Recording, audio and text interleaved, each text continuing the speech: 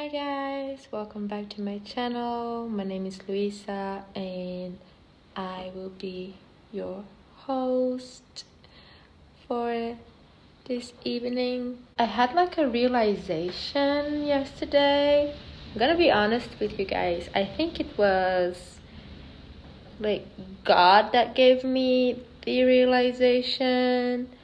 And for a few days, I've been wanting to like truly understand the meaning of idolatry. Kind of had an idea of what it was, but I didn't have the understanding of it. Alright? And then it hit me like yesterday. I realized, oh my goodness. Idolatry is when you follow a certain group of people, even just one individual, you follow something else than God. You follow something, like you follow religiously a group. You follow religiously an artist. This realization just was like, oh, now I get it. You know what I mean? Those kind of things. So whenever you have those kind of questions, I think like what helped me was focus on that question and dwell upon it until you get the answer. And it's not like a verbal answer. It can be like a visual. My idea of idolatry that was shown to me was, imagine if you are at a concert and it's your favorite band, and the thing is that you be following that band for like 7 months or years. Eventually, like, it becomes idolatry. It's not a cult, but it's not godly. You know what I mean? It's like it drives you away from God. It pushes you back.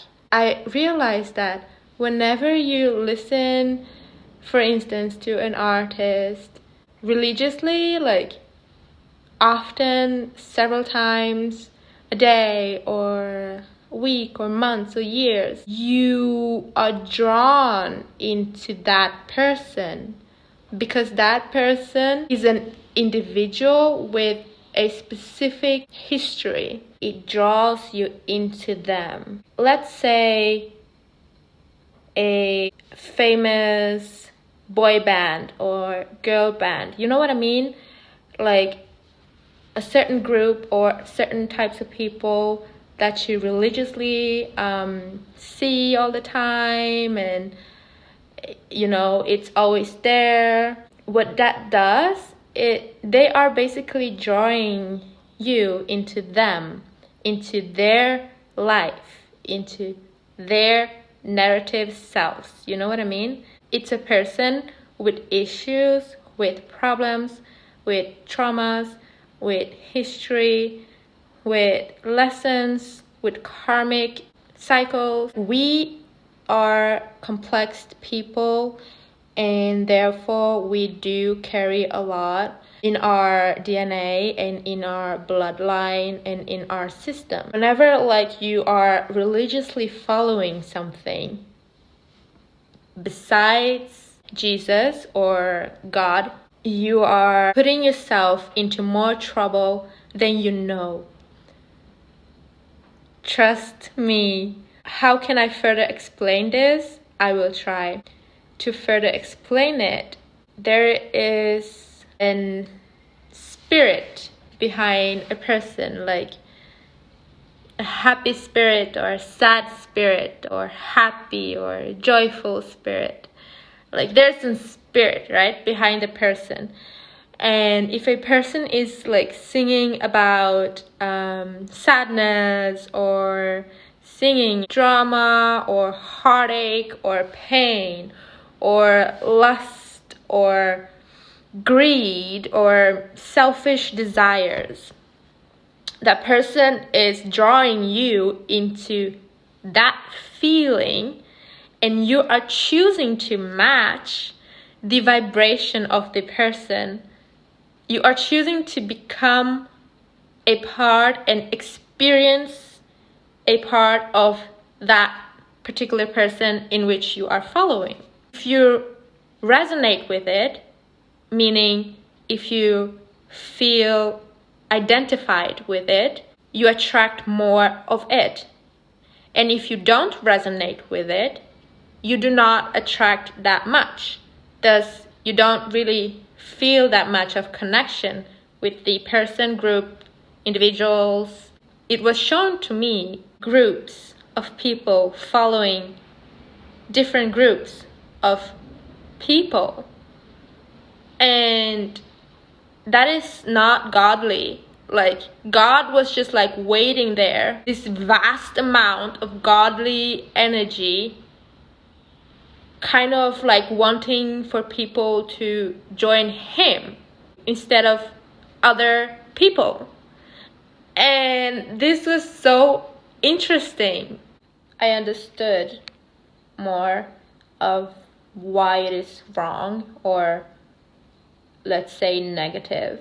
First of all, you are attracting their feelings and their emotions and their spirit, and you adopt that into your subconscious mind, but also your spirit and also your soul, and that manifests in your entire human body and your experiences, and eventually in your entire life. I listen to a lot of music, modern music. I will listen to music all the time. I will listen to trending music, any sort of music. I started asking, why is it bad to listen to those kind of music?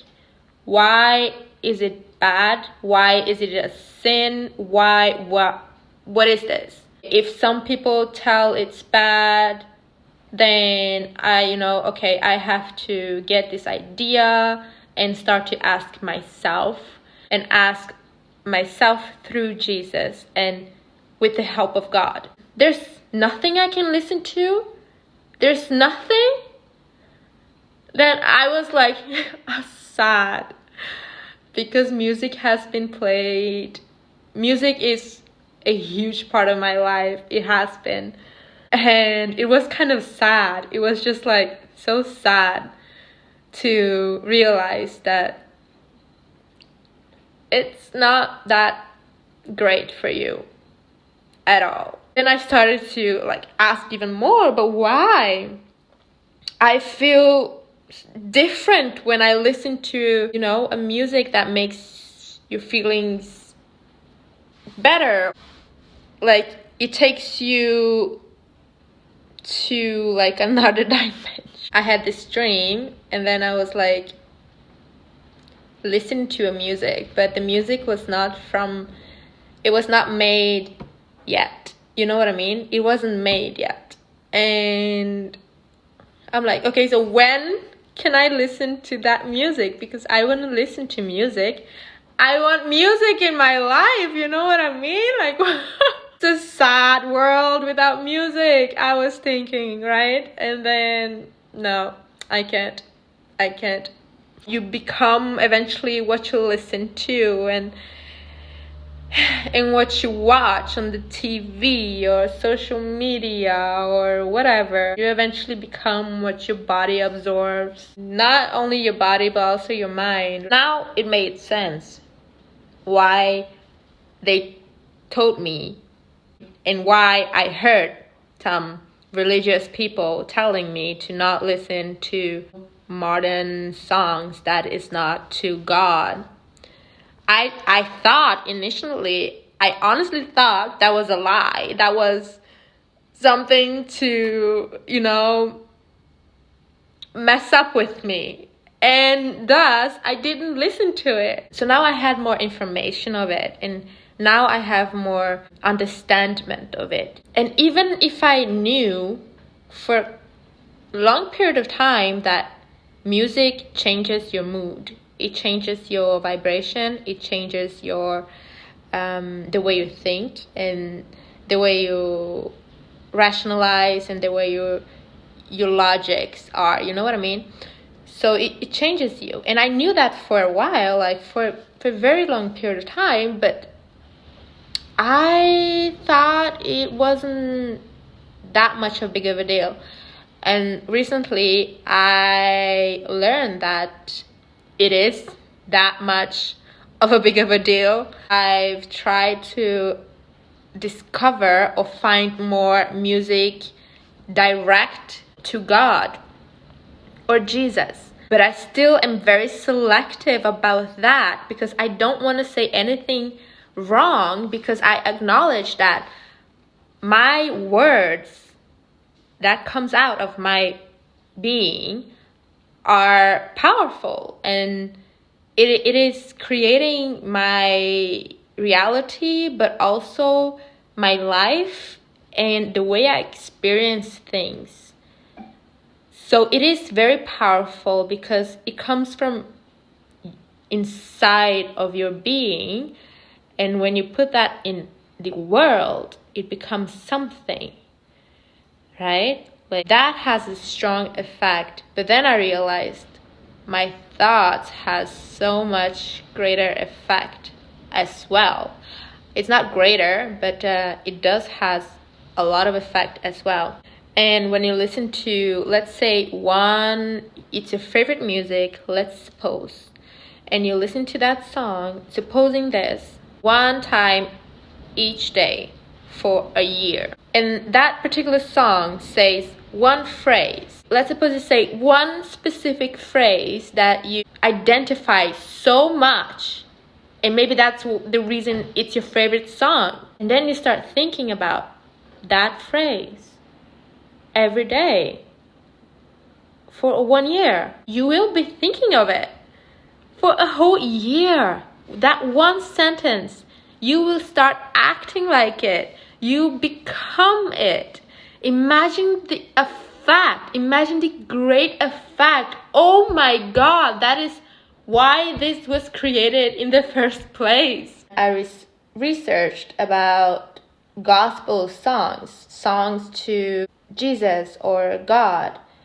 But then some songs just has lyrics that I quite do not like.